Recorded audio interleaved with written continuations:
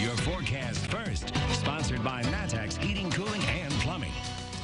Well, good evening to you. Showers and storms still rolling across parts of central Illinois tonight. The good news is the severe weather threat has calmed down from earlier, but still raining pretty good up near Watsika, down to Paxton, over into portions of Vermilion County, near Potomac. A little bit of rain there. We're catching some dry weather in Champaign right now, but more storms. Actually, some lightning showing up over near the Marshall area, east of Casey, west of Terre Haute, and still some showers back here closer to I-55.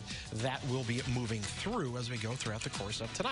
Now, out the door in the morning, the rain should have come to an end, but we may have some fog to deal with temperatures in the lower 60s. We'll come back and do a recap of severe weather from tonight, where we had several reports of some tornadoes. We'll have that coming up.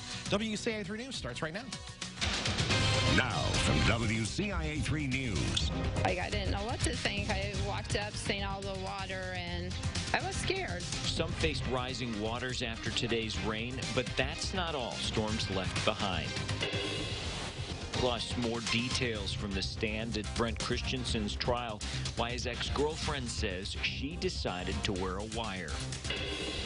I just think it's very important that we preserve that and not let people that aren't going to enjoy it take advantage of it. And vandalism is hitting parks in one county. What the Forest Preserve is doing to fight back.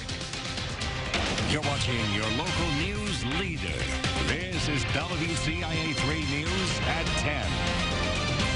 There's a wet forecast this week, but some saw more than that tonight. Good evening, I'm Paul Cicchini. Jessica's off. Showers and storms were expected, and Mother Nature delivered with both rain and tornadoes. We have team coverage now. WCIA 3's Chief Meteorologist Kevin Leidy's in the tracking center. Jen Lask is in the newsroom. First to Kevin.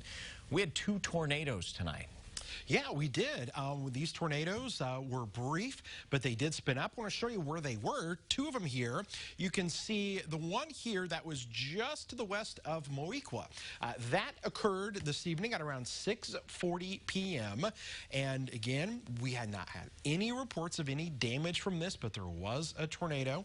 And then a second one east of that over near Bethany, just east of Bethany. That one was at 7:22 p.m. Those were the 2 confirmed tornadoes that we did have here from tonight. Now, I encourage you to go online to WCIA.com if you want to see more pictures. We've got a story on there. If you go on there, just click on the story that says severe weather. You can see some of the pictures of that, some of the flooding there as well, and kind of a recap of everything, and a lot of good videos on there as well of some of this activity from earlier. So again, we'll keep you up to date on that. I can tell you this, though, things are calming down for us now. We'll come back and talk about additional chances for storms coming up here for this week here in just a little bit. All right, Kevin, we'll see you a little bit later.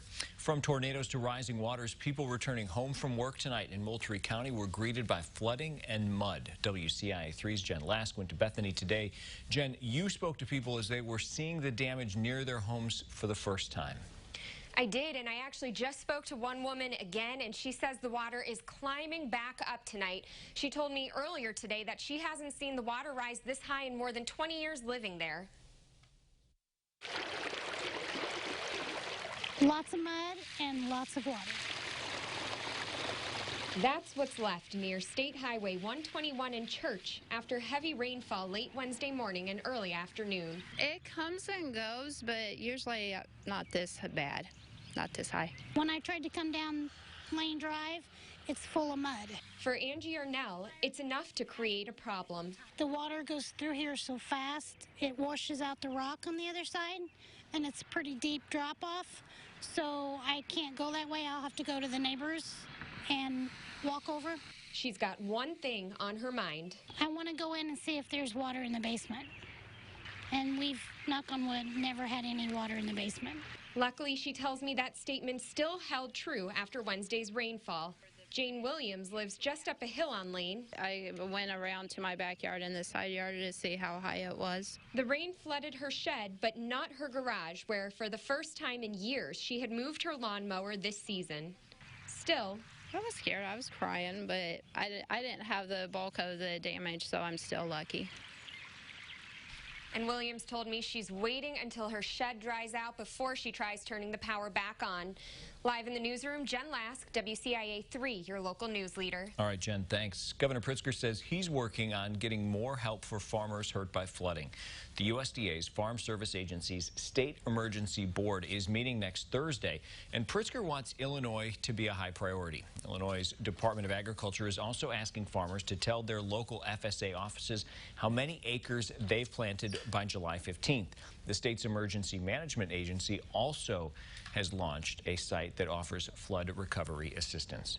In other news, emotional testimony from Brent Christensen's ex-girlfriend. She says he told her he thought he could get away with murder. Christensen is charged with kidnapping and killing Ying Zhang 2 years ago. His lawyers admitted he did it.